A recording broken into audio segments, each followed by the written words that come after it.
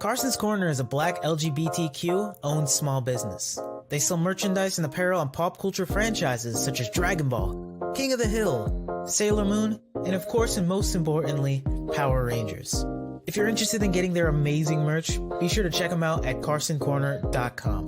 Link will be down below. Hello everyone and welcome to the Sentai Hero Special.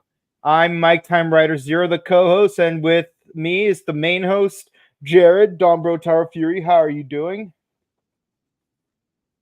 Wait a minute. Not doing this right.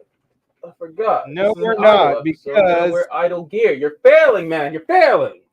Hold on. I got headphones on. Wait. Hold on. There we go.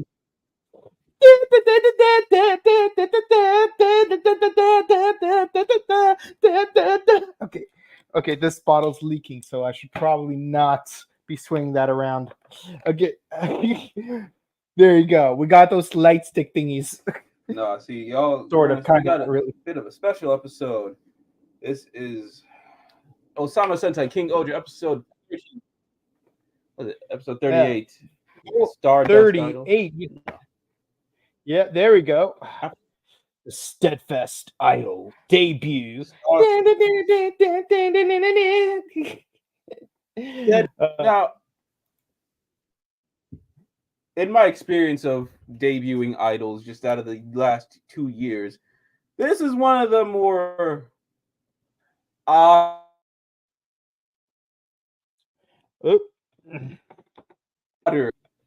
and this episode coming out the time was the Mnet Asian Music Awards, so I mean actually K-pop, but you get artists from like Japan, which is how that's how I know discovered Kota Kumi, who y'all know did Trust Last for Kamen Rider. Yeah, I love how things coincide like that.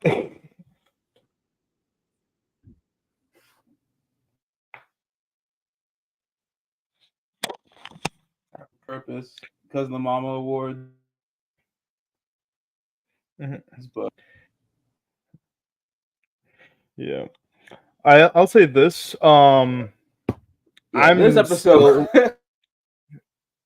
even from last week, this episode scared him. It still does. This episode scared.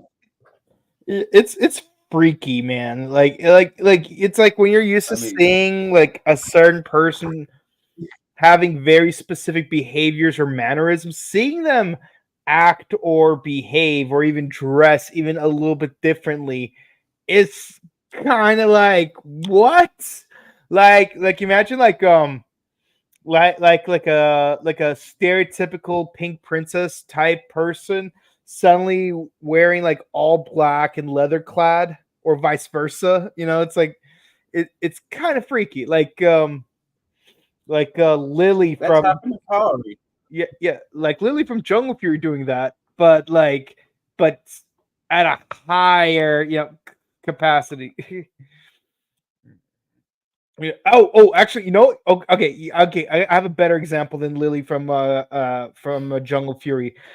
Cam from Ninja Storm, when like we are first introduced to Cyber Cam, and all of a sudden it's like, "What's up, bro? Let's go motocrossing and skateboarding and surfing." Like that's the kind of vibe I like. Like that kind of contrast. That's like the part that that's really freaky for me. But with Rita, no, I get that, but yeah. Now with Rita, it's like out of the blue. But I think because of the Mama Awards happening this week, also the popularity, like the skyrocketing popularity of Oshinoko, eventually Sentai was gonna get their hands on doing something like this. Yeah. I mean, I think Sentai and Kamen Rider did things I'm this in the past. It's just like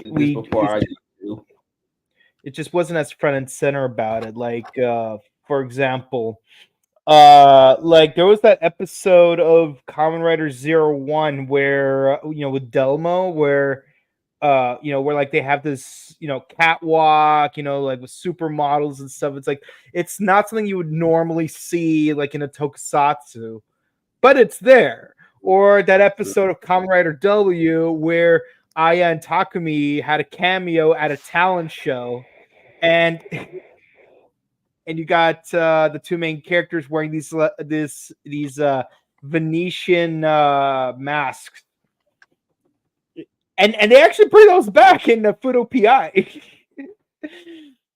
But yeah, oh yeah,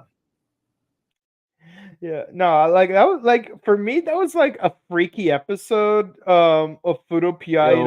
from somebody like, that was in the 01 GO movie. Yeah, I guess we're having a lot of technical difficulties here today, people, but it is what it is.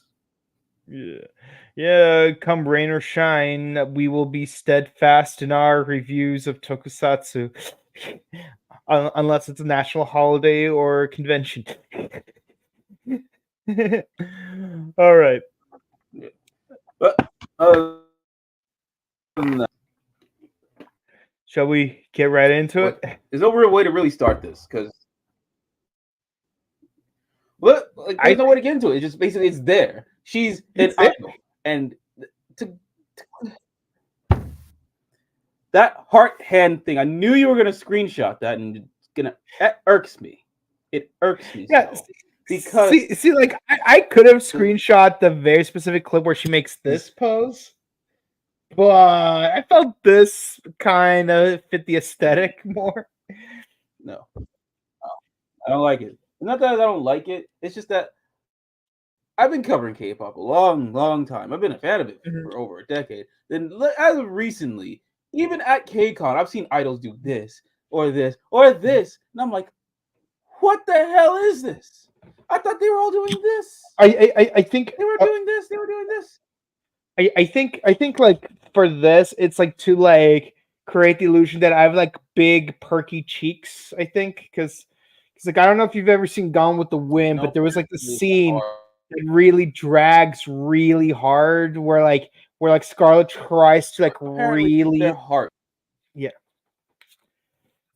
That makes your explanation doesn't make sense to me. No, I mean, I'm not saying you're wrong. I'm not saying you're wrong.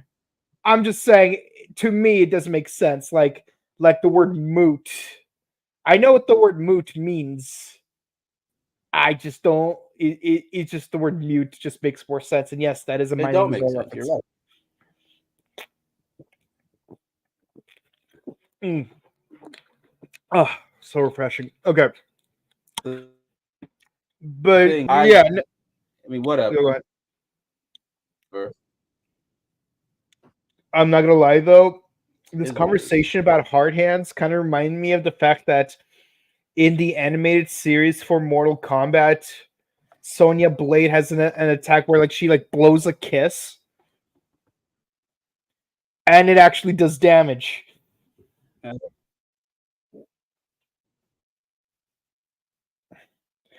That show, it's Mortal Kombat.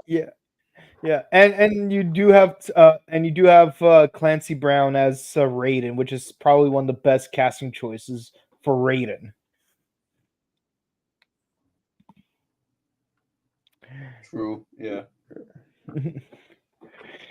Yeah. Speaking of Outworld, let's try to understand how we got here. First, Goma, who is a beetle themed space bug, like he kind of has the ability to like reverse people's spirits. It's kind of like Punk Hazard from One Piece, which is what I'm halfway through of right now on Hulu. Tomorrow they're gonna release all of Dressrosa, so here we go. But yeah, so like all the criminals are so. Yeah, look, I'll get there eventually.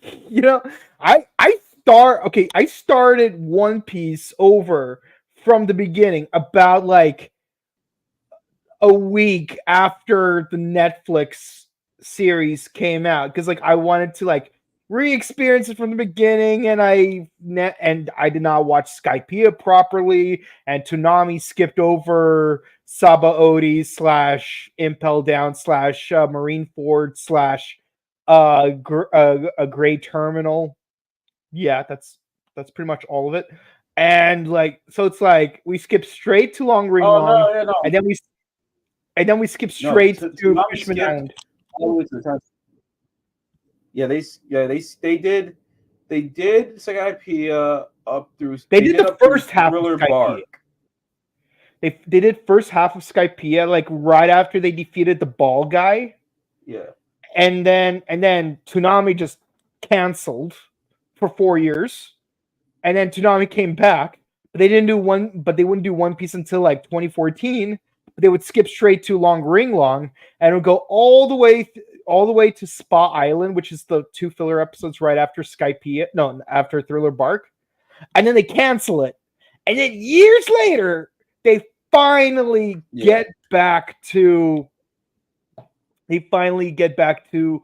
freaking Fishman Island, not Sabaody where they left off. No, all the way to Fishman Island.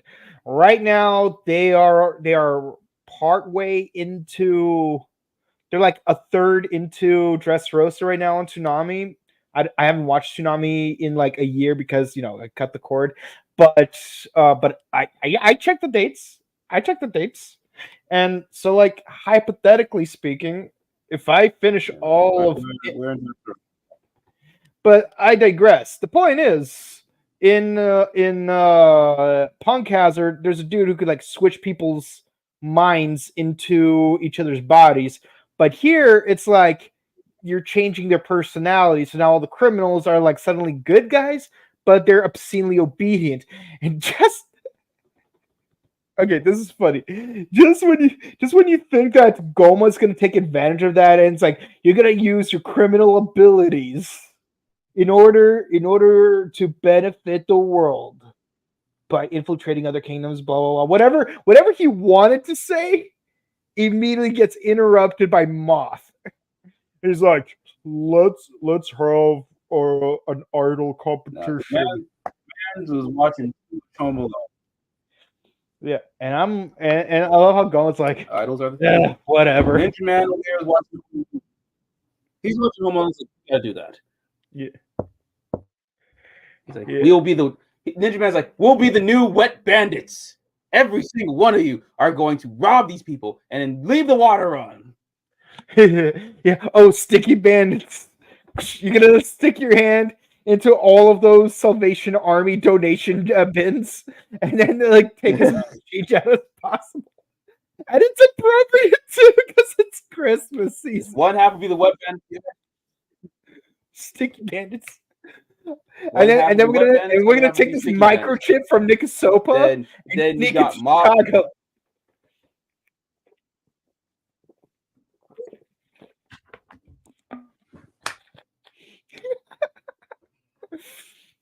And then we're gonna disguise ourselves as a waitstaff, and then kidnap Gira again, so that we could open a vault in a basement.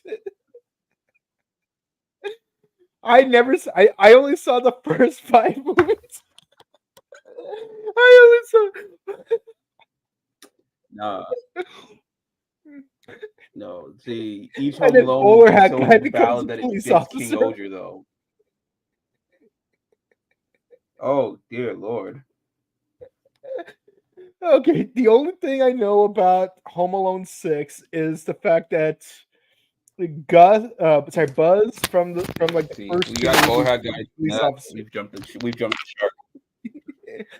No, we're gonna nuke fridges. We're gonna nuke fridges. Yeah. Yeah. Let's see. All right. But no, I just love how like Goma's just like, whatever. So that's where we are at. Yeah, because it's like, and I love how basically you got Ed from Ed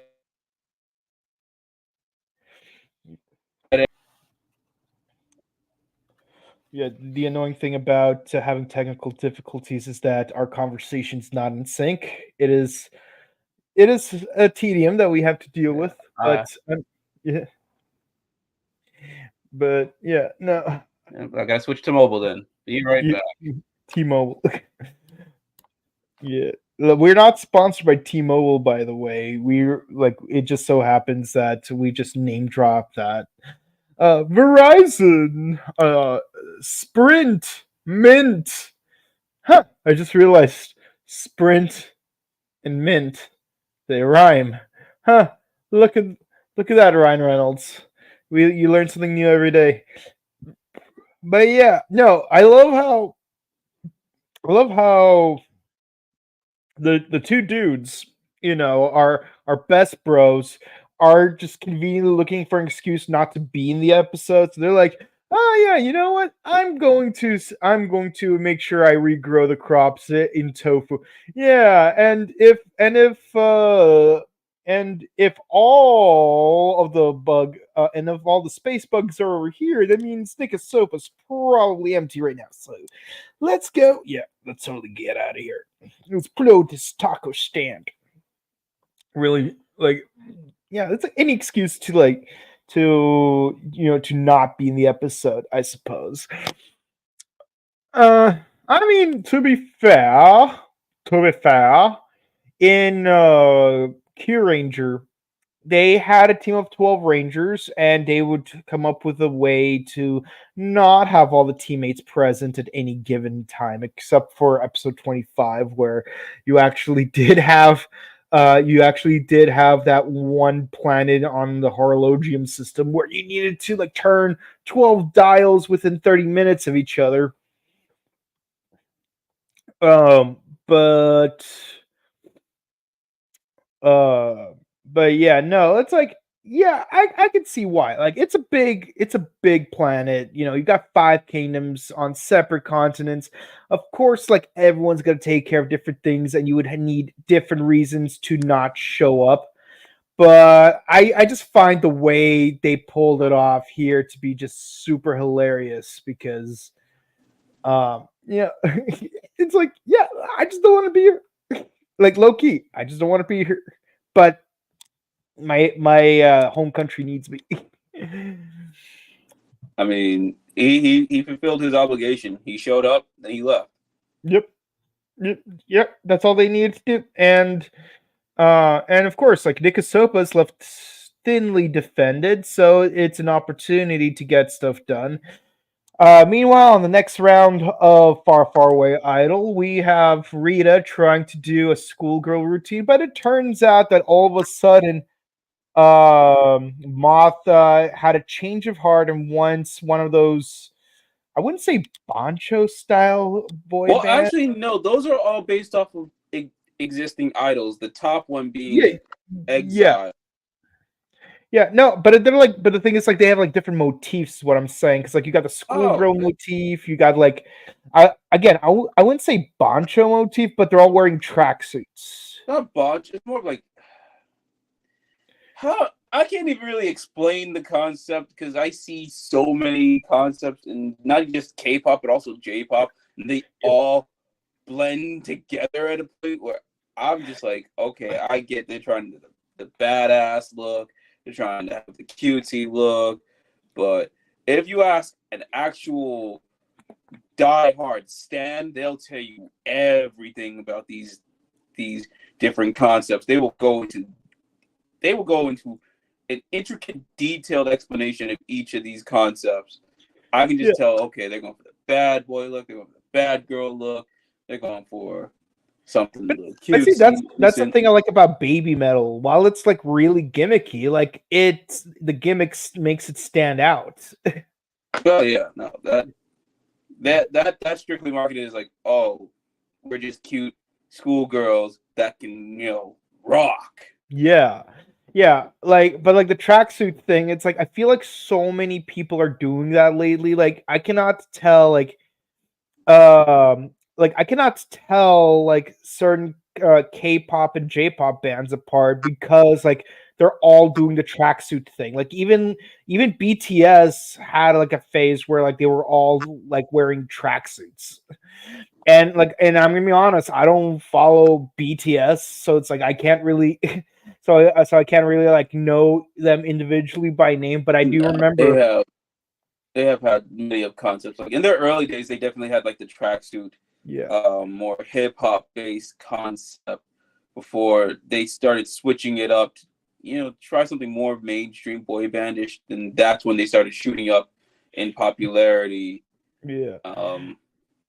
Yeah, I remember I worked at a party store one time, and two of the members of BTS showed up, and it was nice meeting them. They're really nice guys. But whenever someone asked me like, "Oh, which two members came to the store?" all I could say is it's one of the two blonde ones and one of the 5 brunette ones. Because one of them was blonde, the other was brunette. I don't know which of the 2 blonde ones it is. I don't know which of the brunette ones it is. I don't know them by name. It's like you like anyone who doesn't know the Beatles probably can't tell the 4 Beatles apart because they all have the same haircut. They all have like similar outfits. They're wearing like really nice suit and tie. Yeah, they were all very ironic because they're from Liverpool, which is supposed to be the janky part of England. They're the street toughs. Yeah, but dressed like proper church boys. While Rolling Stones, you got Londoners which is supposed to be the prim and proper part of England, but they're dressed like delinquents. Yeah. So it's kind of funny how like it comes from like their cultural stereotypes versus their fashion stereotypes are flipped. But the point being, it's like all these concepts are the same, and it's annoying. Yeah, that's the sum of it. And so like as soon as Moth brings that up, like Rita does the Naruto run. Don't dance around it. It's the Naruto run. See, here's the thing. This run has been around way before Naruto existed. Case in point, Sonic Adventure 1. When did Sonic Adventure 1? When did Sonic Adventure 1 come out? It came out in the 90s. Hold up. We'll debunk this right now. Who stole what? Sonic Adventure came out in, let's see, 1998. And Naruto came out 1999. Naruto came out in 1999. So, yeah, Sonic was Naruto running for a whole year before, Naruto was Naruto running. September 21st, 1999, Naruto. Yep, Naruto took it from Sonic. Yep. Funny how the zeitgeist works. Freaking Naruto run Area 51. I mean, we got Red Hood based off of Shadow the Hedgehog, so... I mean, if Nightwing was Sonic, you'd be right. No, they really... Someone said because of Shadow... Someone was playing like Shadow the Hedgehog, they considered making Jason Todd Red Hood based off that concept. Yeah. I know that Shadow the Hedgehog has a lot of similarities to Mewtwo. So it all leads back to Mewtwo. This leads back to Mewtwo. It's like you're an artificial life form created to be the ultimate life form. You have a bane against humans, but somehow a human teaches you to love again by having anthropomorphic animal on anthropomorphic animal violence.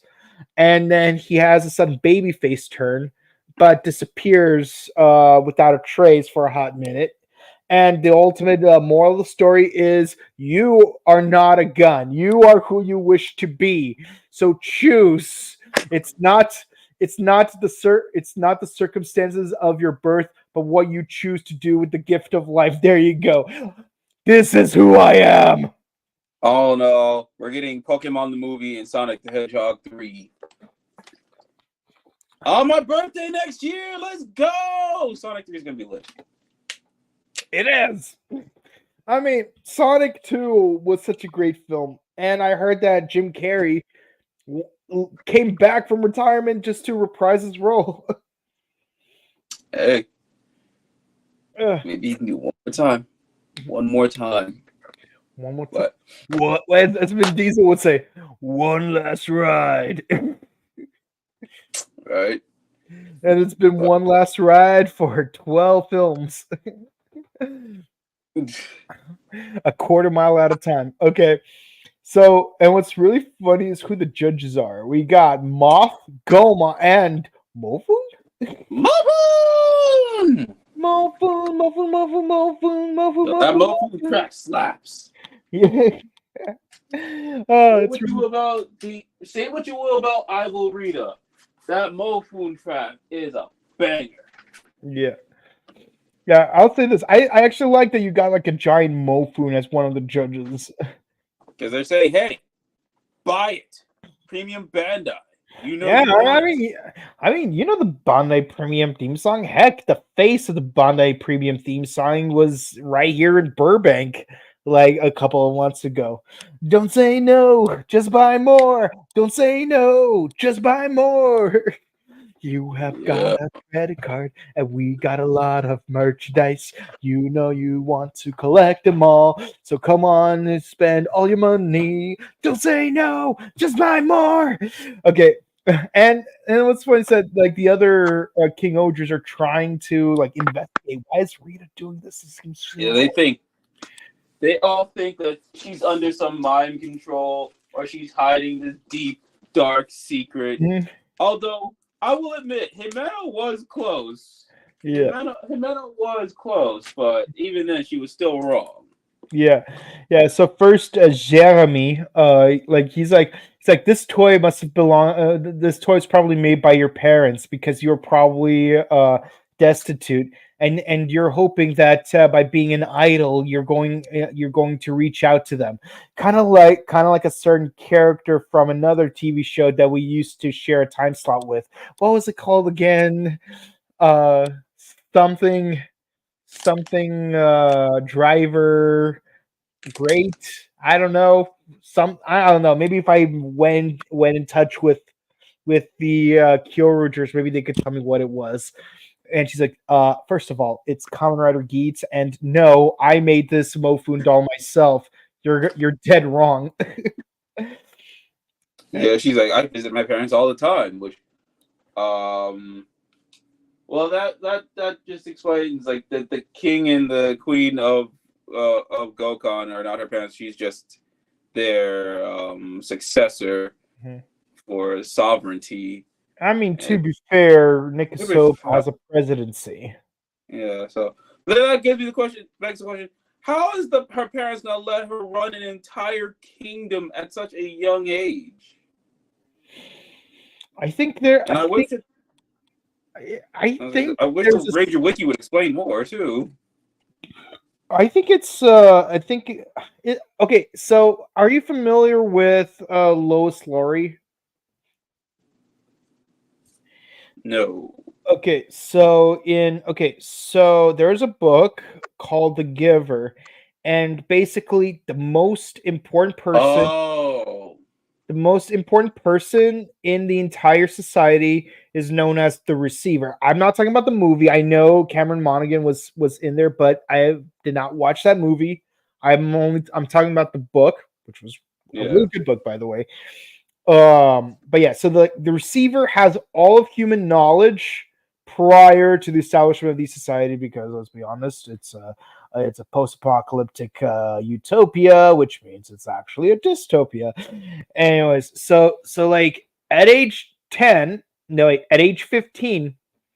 every child is it has to go through a ceremony where they are given an occupation for the rest of their life. And one such child, once every generation, gets the occupation known as the Receiver, where the previous receiver will systematically transfer all of their knowledge to the receiver. That's why they're called the receiver, and that's why they're called the giver. So because you're giving the knowledge to the receiver, and of course, like whenever you transfer the knowledge, it doesn't like you're not copying it; you're just cutting and pasting it. So like the end goal is the receiver gets everything plus their own experience, while the giver will end up being an empty husk effectively. But the point is, you get your job at age 15. You don't even get to negotiate what your occupation is. You just smile and accept your destiny. Kind of like the career chips from Futurama, except you can't move them. So, like, what if Gokon had a similar system where like the 8-year-old who's supposed to become the judge of Gokon like is nominated by like a higher power and not the voluntary choice of the child themselves or the parent? No, got me curious about that. I'm gonna look into her background on that, but yeah, what kind of messed up society? I mean, yeah, well, I haven't got to play in the level of Gokon yet, so I didn't get to explore. Actually, now I gotta wonder. In Fortnite, did they even like upload Ishibana and Tofu though? I'll check right now. Pull out my handy dandy Gatra driver. Yeah, it's funny because it actually works. Although I prefer to call it the build driver because rabbit tank best match. And yes, this is a shameless plug. And you know, because I got like the 2 black controllers when I first got my Switch, like I made the joke that it's the hazard. Hazard.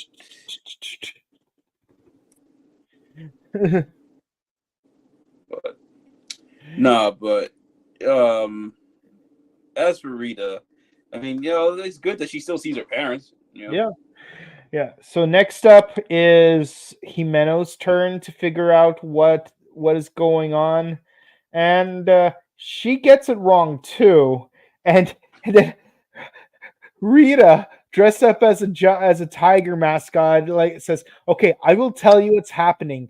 I am actually going incognito in order to do an investigation as to what the space bugs are actually up to. And in order to do that, I have to go into deep cover and play along." And then Himeno just puts her arms on her shoulders, and it's like, "Aw, you sweet, sweet child. You're so adorable." I like how Rita's just like, what is wrong with these lunatics? But I love how like Himeno's like completely ignoring what she just said. She's like, "Oh, you're so adorable." Like it's like selfish. It's like seeing Peggy Hill when she kidnaps that girl from Mexico. Like, Yo vivo in Mexico. Yes, we all love Mexico. Mm-mm.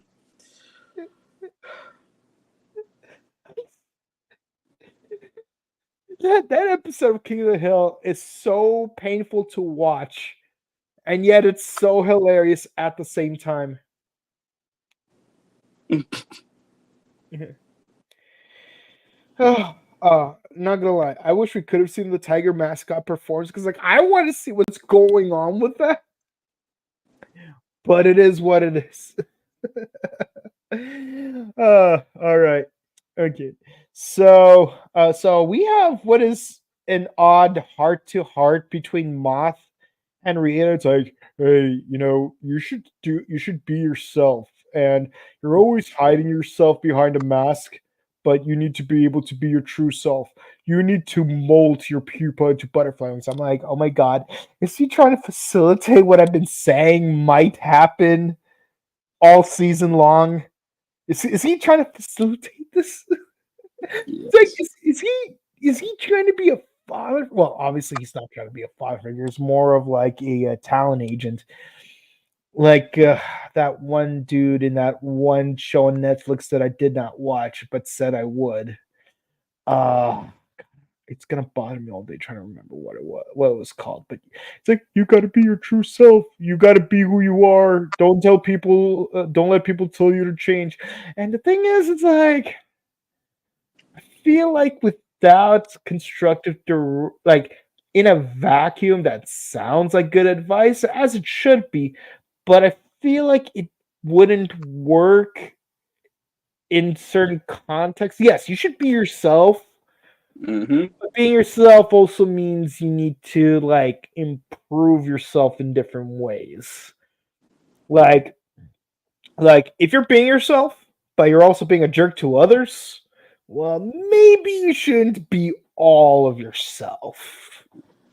You know, like yeah, and maybe like if being yourself involves over consuming things like say playing too many video games or drinking too much alcohol, maybe you should practice those things in moderation because we are who we are, but we're also ever growing, we're ever changing, like a butterfly, if you will.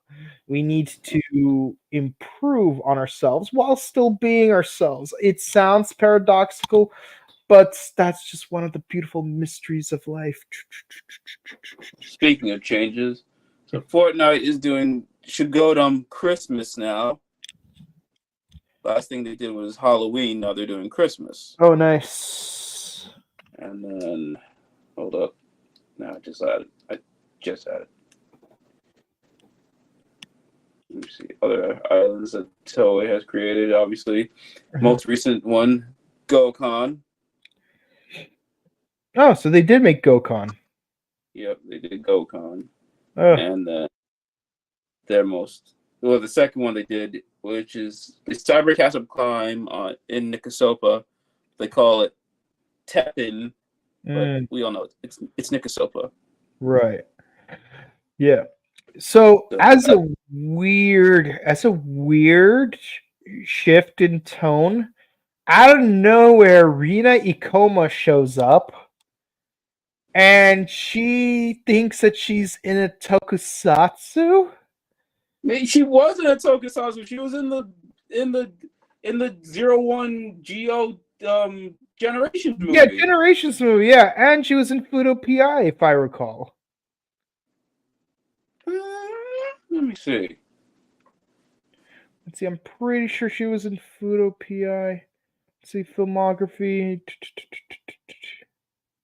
No, she wasn't. Wait, no, not Fudo PI. No, it was definitely something else. She was in.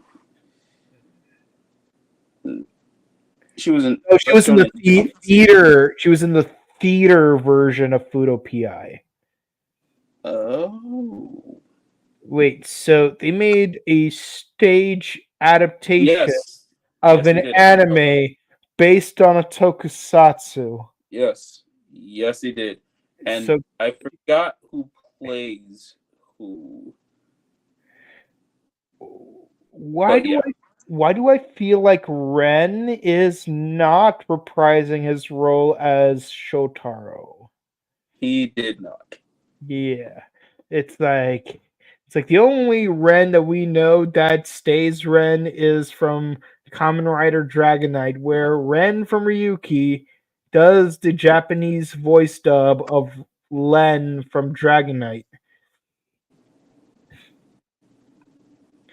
And somehow he's one of the only two actors from Ryuki to come back, but he's the only one who plays the same character. So, in case you're wondering, the other is Kamen Rider Odin, who does the voice of the visors. Well, so who plays Shotaro? Shotaro is young Genta Igarashi, or what they call him before he was called Genta. Junpei Shiranami. Mm-hmm. So Iki's dad is Shotaro. Well, he does have a lot of sins to count up. I like what you did there. Yeah, But no, it is funny how like she's like, "Am I in a tokusatsu? Are you one of the monsters from the tokusatsu? Can I transform? Where's the producer? I want to talk to them." And thankfully, they make her disappear. It's like I get the gimmick, but the question is why? I'm not trying to hate on the actress. I want to be perfectly clear. I'm not trying to hate on Rina Ikoma. I'm just like trying to wonder. It's like, why are you randomly inserting her in here? Like, is there like some kind of shameless plug you're trying to do? Maybe you could have done more with it. Like maybe have her compete in the finals. But yes, so for the final competition, Rita has to sing and with her face completely exposed. So, Well, technically, she's still in like a wig type thing, so she's not fully exposing herself the way we see her at the end of the episode. Spoiler but alert. to be fair, when she was in Gus' body, she still covered her face. Hey, look, people like people got to see her face in a way. It is what it is. But yeah, here we go. Mofun, mofun, mofun, mofun, mofun, mofun, mofun, mofun, mofun, mofun. I don't know like the whole song. I just know that first part. It's But a yeah, thing. it's painful for me to watch just because this is so out of character. I'm again not hating the actress, not hating the singing, not hating the choreography, not hating the costume. It's just combining all those things together. It's like springtime for Hitler, where it's like you get the worst actors, the worst costumes, the worst choreographer, the worst directors, the worst songwriter, and then you put them all together, and somehow it's the biggest smash hit of all time. Mm. What did I do right? Producers, classic film. Gene Wilder was in there, Oh yeah, Matthew and John Broderick. Barrowman was the remake. Yeah. So, fun fact about the Fudo PI stage play: guess who's the only person to come back in his role from Kamen Rider W through Fudo PI? I'm gonna have to go with Terry. No, Really, Mikio Gino. really. Yep, Mikio Gino is portrayed by the same actor. He's basically his live action counterpart plays his stage play counterpart for Fudo PI, but he doesn't voice him in Fudo PI. That's Yeah. peculiar. So Yeah, he comes back in now this is very peculiar. So he plays him in Kamen Rider Double. Someone voices him in Fudo PI, but in the stage play, the main guy, the live action one, reprises his role on the stage play. Yeah. That's actually quite an interesting. That's an interesting development. Yeah. Well, at least we know he is the reliable Jim Gordon type. So Yeah. yeah. Yeah, maybe actually it'll be funny if he and Akiko would become Kamen Rider Double, where it's like one has like back scratcher, chankra, back scratch, chankra. Oh no, our homegirl Rina plays Akiko. Oh, okay. I'm like, Yeah, she played Akiko. Yeah, that's how I knew that she was in Fudo PI in some kind of capacity. Yeah, so using Rita as a distraction. Back in Nikasopa, these two numbskulls like grab the gamer unit that got them arrested in the first place. hey, you gotta liberate your kingdom somehow. Yeah, let's do a mass. We need to play more Nikasopa in Fortnite. The only way we can do that is if they do that. You know? Yeah. They're gonna try to be top 500 regional. And staying true to his character, Gust Wood. Like, he's let's go get back our kingdom. Yeah. And then so then Leech Girl starts competing against Rita, which is It's hilarious. It's hilarious if you guys get it. And out of nowhere. Oh yes, it's out of nowhere. But here's what's funny about this: Leech Girl, her voice actor, voiced Rita from the 2017 Power Rangers film, in the Japanese dub, of course. But yeah. So in Rita, it's Rita versus Rita. Yup. Okay, all I gotta say is, can you imagine if this show had a crossover with ToQger? And Zed versus Zed. Zed and Rita. Zed and Rita. I mean, that's a concept. We need Zed back. He's one of those used Sentai villains that is just so memorable. And they both were purple. And actually, now that I think about it, it does seem kind of a shame that the Void King from Dino Fury was done with like that specific monster suit. Where they could have used Zed. They could have used Zed from ToQger. Yep, you used the wrong Zed, Dino Fury. Like it was purple and everything. It would have been consistent. And he actually was supposed to marry. Void Queen's costume was supposed to be his mother-in-law if their marriage was finalized.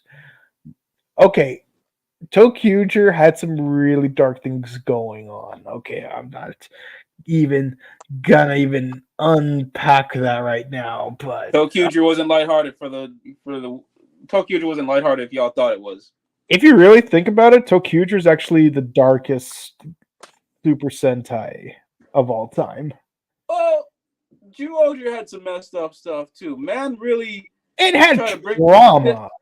Oh, that was traumatic. Poor Yamato. Yeah. Poor Yamato. His mother, his dead mother. That's wrong. Y'all don't do that. But I think the darkest thing to happen in KingOhger is literally that game where like that firewall was showing up, and then like we see what happened to that cat when it touched the firewall. Oh, I don't remember that, but that was the darkest thing in KingOhger. But here it's like, ToQger, it's like literally the first 2 minutes is obscenely dark. The first 2 minutes kids on the train. and the parents don't even notice. They are on South Park logic. It's Butters. Hey, that's me. Okay, but Rita loses the competition. Rita beat Rita. Yeah, Rita beat Rita. Cream. And Gear's like, it's like, I get it. You don't want to be redundant because Mofu left in the comic, but you don't want to be redundant. And then out of nowhere, Mofu's like, you're all wrong. Rita is cool because she's steadfast, blah, blah, blah. And that's why I will always be by Rita's side. And she's like, you're both wrong. So I'm going to allow you that sacrilegious thing you talk about my Morphonia. But gets one. That's your one. But Rita, but the thing is, Morphonia did get it wrong, though. She did. But don't be all sacrilegious about it, though. I already explained to you guys, I was doing deep cover, and everyone's like, undercover. Oh. I love how even the bad guys are like, oh. But she's trying to figure out, their weakness. Yeah. Oh, and also like some villain organization was mentioned. Something villainous was mentioned. I let me see if I can remember what it was called. Let's see. She remembers saying that the moth has something inside of him. Yeah, she said that the moth had something inside of him, but also in an earlier scene, he mentioned like a 3-letter phrase. MNG. MNG, that's the one. MNG. What is MNG? Manergy. It sounds like a power thirst just like waiting to happen. Like power thirst. Your kids will run fast like they're Kenyans. Then they're gonna run against Kenyans. They'll be so good they'll be deported to Kenya. I got that from the first episode of Letterkenny. Like yeah. Man, I missed that power thirst commercial. It was funny. Snake eyes. commercials were fun back in the day. Yeah, YouTube was so fun back in the day. You know what I recently rediscovered on Vio? One of my favorite YouTube trilogies of all time. Power Rangers: The Lost Episodes by the Chai Productions. Like that was like the original Power Rangers fan series on YouTube. I don't think anyone did a fan parody before them. If you want to prove me wrong, I welcome you to. But to my knowledge, they're the first because like their first video is from 2006. You said the Chai production? Chai Productions. You got Tony Chai and his brother Paul Chai, who was in dental school. Like they basically dubbed over Green with Evil, White Lightning, and Ninja Quest, but they added their own scenes, and it was like super funny. And like I just like rewatched those, and it was like you can't even watch those on YouTube anymore because they got taken down. You got to watch them on Vio through a private link. But those were so funny. It's like they take down the dragon sword. It's game over and you're all out of lives. And then Tommy's like, no way, man. I still got 4 quarters.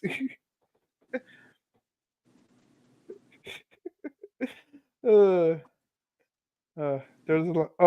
also like in part 3, you got the Black Ranger complaining that he's got the frog. I'm like, the frog's the coolest one. What you talking about, Wallace? Good times. Okay, you'll have to send it to me later. Yeah, I did send it. I sent it on Instagram. To be fair, I was on Cloud 9 for a day and a half. I was on Cloud 9 for like a day and a half, so. Yeah, but no, those videos were really funny. But the point we're trying to make is 2006 YouTube was lit. Like modern day YouTube can't compare to that. I mean, production has definitely upped its game, but yeah, but like the originality and like the genuine cringe, like it's cringy, but it's endearing, like that kind of thing. Like remember when Smosh lip synced the Mortal Kombat theme song? That was really fun. Or like when they made those spoof trailers to Twilight and Dark Knight, where it's like, what are you doing? That's a Sharpie. It's permanent. Ah! You either die a villain or live long enough to be in the sequel. Good times. Oh yeah, so like Rita, she takes down what's his face and notes that, hey, something sus is going down. MNG. There's something inside of Moth. But everyone's like apologizing. Oh, we're sorry, we weren't good friends. Well, since you try to be friends, I will forgive you. I will not arrest you. But what's crazy is in a later scene, I swear this is the part that I'm going to cry at. Rita, with everything back to normal, Rita takes her collar off. Well, and it's funny how everything is melting around like there's like actual springtime. Yeah. In Gokon. Yeah. Things are finally clearing up. Were you trying to insult me? No. Were you trying to insult me? No. Were you trying to insult me? No. What? She's just like, hey, Rita's actually coming out of her shell. Yeah, she's molting. She's coming out of her pupa. Now she's a beautiful butterfly. But what made Ace and Gira laugh, though, is the question. I wonder myself. And y'all be asking, if y'all don't know, yes, Uki always saw Rita's face. Yeah, was it in a Tokusatsu fan club or? No, it was on. I unfortunately turned off the stream right after, but it was after. It was after an episode of KingOhger. Now they were doing one of those promotional shows, and you had the cast of KingOhger and Skits on it. I think this was during the summer movies. Okay. Yeah. Wait, so the scene happened during the summer movies or just the promotion video? Okay. Like they were on the show. They were on this show, and obviously promoting the summer movies. But with both casts interacting with each other, she unzipped her freaking collar, and he sees her face. So. Yeah. Okay. So, thoughts about the episode, and what do you think is going to happen next? Well, just to get that out of the way. The revolution in Nikasopa. Yeah. That's it. But there's and those cool new forms. We're getting metallic armor, baby. And it's not glittery. We're getting metallic armor done right. Let me reiterate that. And before anyone says spoilers, it's in the preview. Don't worry. Yeah, no. Like, what's crazy is how you got 3 sets of antlers on Kuwagatan. It's like, what's going on? Well, remember, because he's got his main form and he's got his founder's form, so he's got all the power. Yeah, and we still haven't answered the question of the whole Kuwagatan not having its soul thing. But you know what I think? This new power-up is just giving us an indication of how Giro's gonna beat Heracles. Yeah. Because spoiler alert in the scans, Heracles somehow has the damn crown again. Yep. With that ugly gold on silver. I hate it. I hate that form for him. Honestly, I don't as much, because at least, I mean, it's like this. You got the silver Quantrons, you got the black Quantrons. I guess it's not the color scheme that I hate, it's just the unevenness about it. Because it just feels like it's just placed on because, it's not meant for him. Maybe. Story-wise, it makes sense, but look-wise, it's just very uneven and it bothers me. But, yeah, that's what's going to happen next. Giro is going to, find his power. But 10. This episode's a 10. Oh, yeah, no, I totally agree. This is a 10. No, I love how Rita is legit just doing undercover stuff, and she's following through. She got information. She legit got some important clues, and it's kind of funny how Rita is just super straightforward, says exactly what's going on, and no one listens. Even Himeno gives the look. It's like, aw, yeah, you're so cute. Yeah, she wanted to be an idol as a kid, but then she became sovereign. Yeah. And now she's not out here living her dreams. She's out here trying to get info. Yeah. Yeah, but Himeno clearly ignored that last part. Yeah. Which is it's okay to be selfish. You're being selfish right now, Himeno. It's a Peggy moment. but at least it's not a bad Peggy moment. Yeah. Yeah, Another- go ahead. I like the idol cameos, Yeah. and I just like learning that the Slug Lady is Rita from the 2017 movie. Yeah. That's just a fun fact. Yeah. All right. Okay, so no flashback story on how she met Morphonia. Also, did she really dream of becoming an idol when she was a kid? Yes, apparently.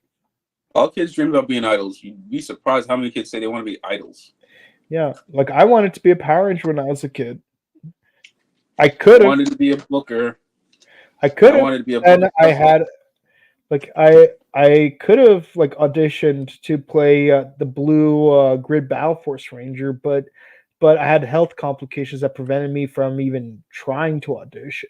So needless to say, I always like hope that like Jazz succeeds at playing Ravi, because like it's like he's carrying my dreams on for me.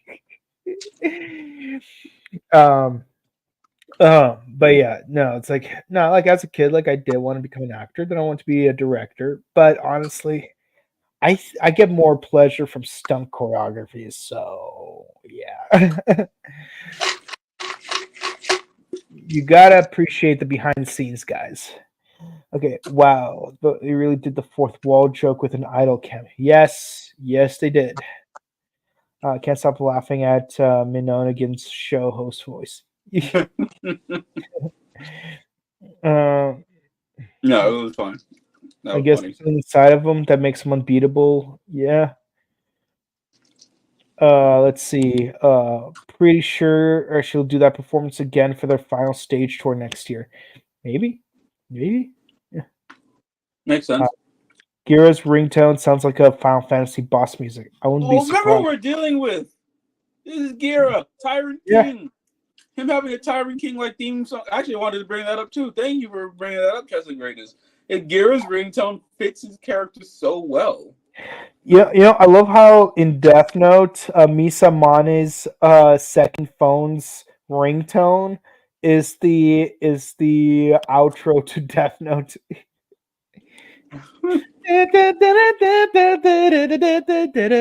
Hello? Yes, this is me. Yeah, I already took Misa Mane into custody, so you don't have to worry about that. Soon we'll find out who the Kira is.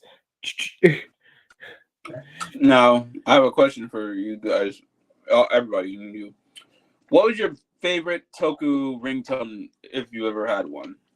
I think it's probably unanimous for everyone. It's the communicator from Power Rangers. And like, I remember one time at a convention, there was a Bulk and Skull panel, and like one person's phone goes off, like, and like almost the entire audience is like checking their phone because they don't know whose phone that is, because apparently almost everyone in the audience had that as their ringtone. And then I can't remember if it was Jason or Paul, but one of them said, "Geez, I haven't seen this many Power Rangers since Countdown to Destruction." Now, I'm glad I changed my ringtone before I ever went to a Morphicon, because I've had a litany of Toku ringtones, which I still have to this day. My current one is the Suya from Gaim. One time I had the Fies Gear sounds as my ringtone, like stand by. And I even had the Smart Brain logo as my wallpaper. And it was a flip phone, by the way. It was a flip phone, by the way, so it worked. I had Fies standing by. I had Deno's full charge. I think my favorite ones were the NS Magnet phone ringtone, and I had the Shizo phone. But my favorite of all, the Sushi Changers theme song. Because everyone would ask, "What is that from?" Yeah. If you know, you know. Yeah, right now my wake up alarms are Vamola Kyoruger and Sonachino Kyoku from JoJo's Bizarre Adventure. My current ringtones are 100 by Super M, and my alarm clock is On and On by Vix. So, Nice. a lesson learned for everyone: never blow someone's undercover investigation, even they tell you. P.S. She should have changed the locks before her mandatory vacation. Yeah, yeah, that much is true. She was excited for Adventure Heaven on December 6th. I would like to be if I could actually watch the movie from LA. What is it? JoJo? No, Adventure Heaven. It's the KingOhger movie, isn't it?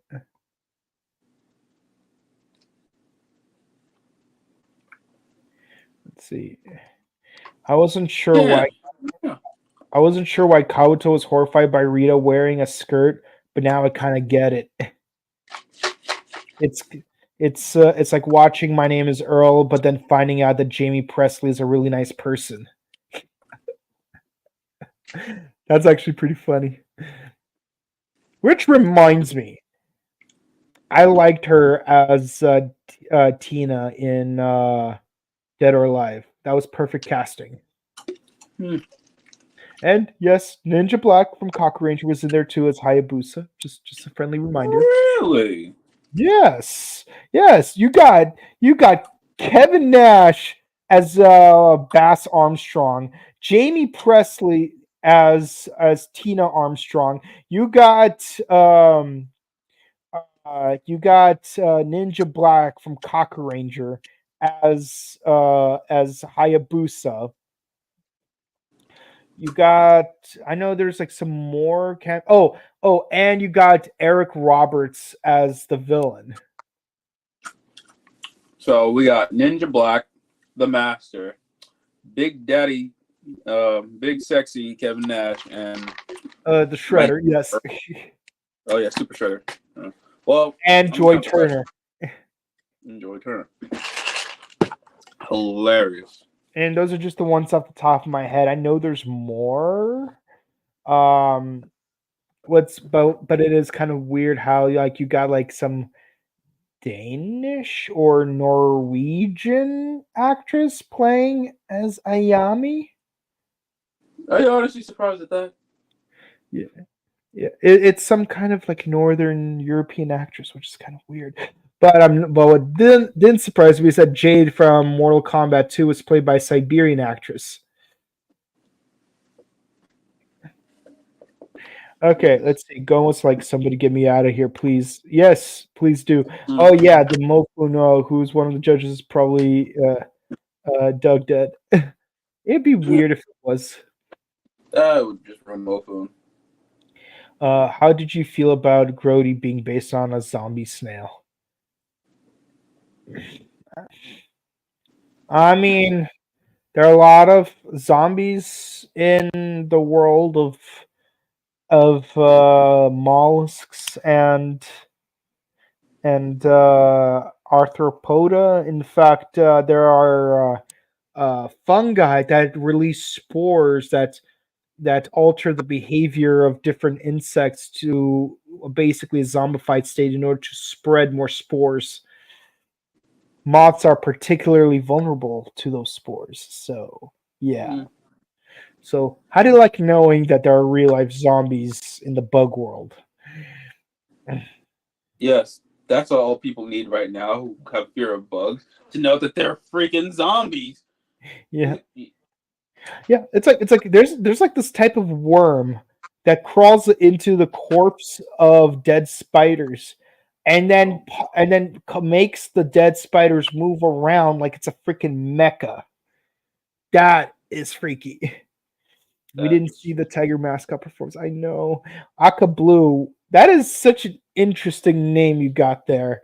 Red Blue. Red Blue. Hello, Mr. Red Blue. How are you doing tonight? I'm doing fine. Just redding around, bluing around. Aka bluing. I respect it. Yeah. Hey, props to the Photoshop you used to like change the color of the character. But it does feel weird that you are called Red Blue though. Psycho Orange, also another recolored character. By the way, I'm curious which of the 5 Psychos was recolored to make Psycho Orange. Did you get the side-by-side video of the 2 sabers on Instagram? Yes, I did. But yeah, good luck with making the saber design. At least her family is alive and well, but will survive the end game. Let's hope so. Hillbill cheated, and Himeno is salty about it, as she should be. Let's see. Oh yeah, they forgot the map shot at the end. Do they really need it though? No, we get the concept already that we got Gokon back, so that's 3 out of the 6, but they're only worried about the 5. Yeah. Next episode, Super Insect Mode. Even Jeremy didn't know she was undercover, so everyone didn't read between her hairy lines. The crazy part is she even said it out loud. There were no. There was no hidden context. There's no between. There's no line. There's nothing to be read. There's nothing to be read. She literally said, "I'm undercover. I need to find out what they're about to beat them." It's like The Office season 4, where it's like where Kelly Kapoor says, "What kind of man says exactly what he's thinking? Who does that?" This guy. Okay, Adventure Heaven's director's cut is coming on December 6th on TTFC. Okay, well, maybe we'll check it out then. Well, actually, that brings up a good point. But I just somehow did not know this. I've had the TTFC app the entire time,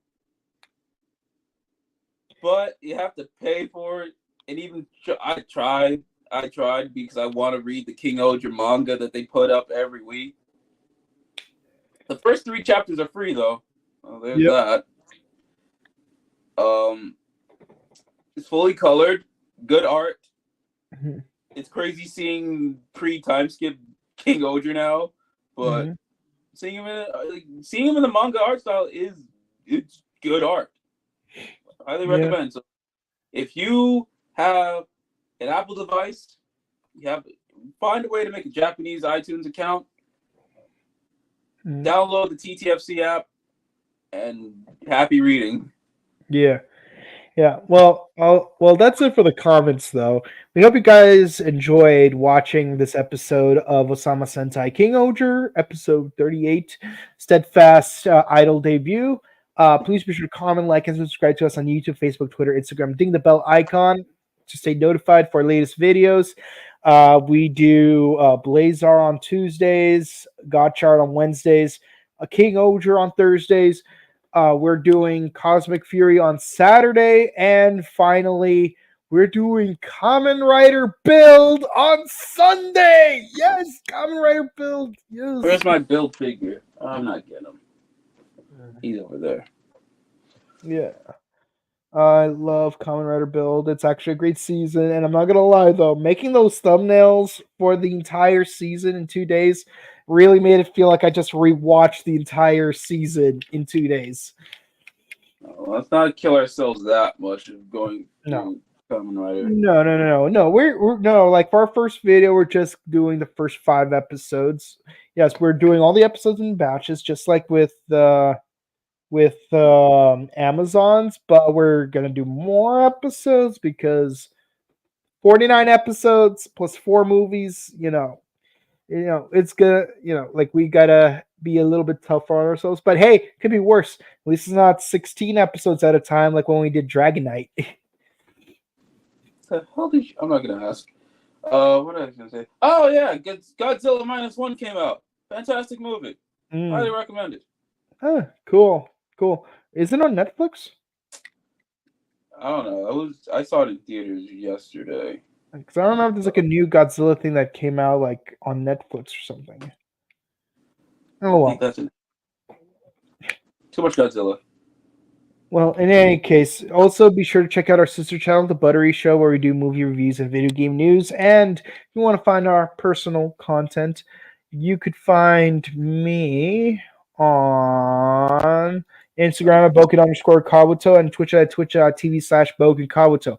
And our host with the most, where can the people find you? Find us with crappy internet, probably. No, I'm kidding. We'll fix it. Find us over at twitch.tv/HunchingGate, youtube.com/HunchingGate. We are in the middle of revamping the YouTube side of things, but we're still over on Twitch every Monday, K-pop, every Tuesday, anime, every Saturday, maybe not every Saturday this month, but whatever. We do Tokusatsu. We're covering Gotchard and KingOhger before we do it here. And I wanted to say about Gotchard, my favorite episode until the end of the episode, where there was a cop-out. A damn cop-out. I feel cheated out of a life lesson for Haruto. He's traumatized. That's all that matters. He's traumatized.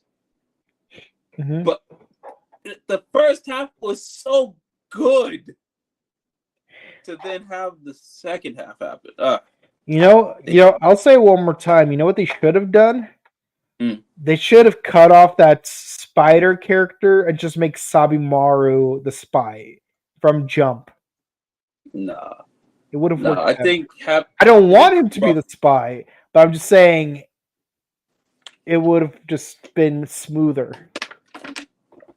Nah, having him corrupted is perfect. It's just everything that went on after the first half, just like, why? Why were you trying to bring him back? You could have done that down the road in future episodes. Mm-hmm. Yeah. Either way, fantastic episode of Gotchard. My grievances aside, it's still a good episode. And Haruto is traumatized. And guess what? We're nearing Christmas, y'all. Mm-hmm. Nearing Christmas, so that trauma's gonna last. Oh yeah, because remember, when it's Christmas, someone gets That's not. That's Sabimaru. Sabimaru's best boy. I will champion him forever. He's best boy. All right. Well, until next time, stay safe, stay hydrated, update your emergency kits, hug your loved ones, and hope you have a good first week of your holidays, because today's the last day of November. Mm-hmm. And tomorrow, new episodes of One Piece on Hulu. Again, Get your one card, yo. I'm still on Punk Hazard, so it's nice knowing that I have another 118 episodes after the 12 episodes I have left. So here we go. Well, I can't show him this card then, but I can show Miss All Sunday. Miss All Sunday, you say? Yes, Miss All Sunday. Card I have as a spoiler for him, so I will not show. Okay. Well, we'll see you guys next time. Bye.